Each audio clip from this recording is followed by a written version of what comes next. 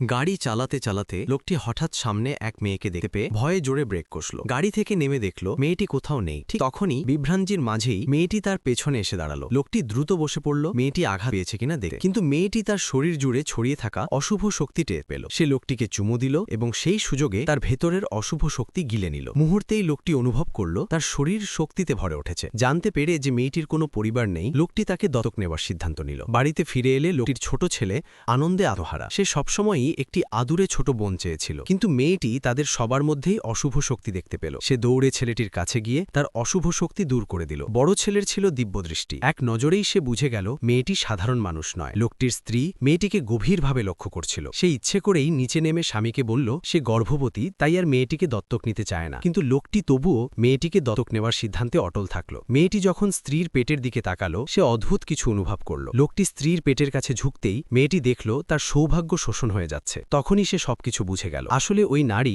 আগে এক জাদুকরের কাছে গিয়েছিল। জাদুকর তাকে এক অদ্ভুত বোতল দিয়েছিল, যার মাধ্যমে সে গর্ভবতী হতে পারে। এভাবে সে শুধু লোকটির সৌভাগ্যই শুষে নিচ্ছিল না, বরং তাকে পুরোপুরি নিয়ন্ত্রণও করছিল। সেই রাতে মেয়েটি তার পরিকল্পনা নষ্ট করবে ভেবে নারীটি ভয় পেল। সে এক তাবিজ ব্যবহার করে নিজের পেটের ভেতরের ছোট শয়তানকে আহ্বান করল। মুহূর্তেই দুইটি দানব উড়ে গিয়ে মেয়েটির ঘরের দিকে ছুটে গেল। দিব্য দৃষ্টিসম্পন্ন বড় ছেলে সবকিছু দেখে ফেলল এবং তাড়াতাড়ি বাবাকে জানাতে গেল। ঠিক সেই সময় মেয়েটি দানব দুটো দেখে ভীষণ খুশি হল, কারণ ছোটবেলা থেকেই সে অশুভ জিনিস খেয়েই বেঁচেছিল। সে বিশাল করে মুখ খুলে এক মুহূর্তেই দুই দানব গিলে নিল। অন্যদিকে নারীটিও বুঝতে পারল কিছু একটা ঠিক হচ্ছে না। তখন মেয়েটি নিজের ঐশ্বরিক শক্তি জাগিয়ে নারীর ঘরে গেল। মেয়েটিকে জীবিত দেখে নারীটি হতবাক হয়ে গেল। মেয়েটি যখন দানবকে পুরোপুরি নির্মূল করতে যাচ্ছিল, ঠিক তখনই লোকটিও সেখানে এসে পৌঁছাল। সামনে দেখা দৃশ্য দেখে সে স্তব্ধ হয়ে গেল।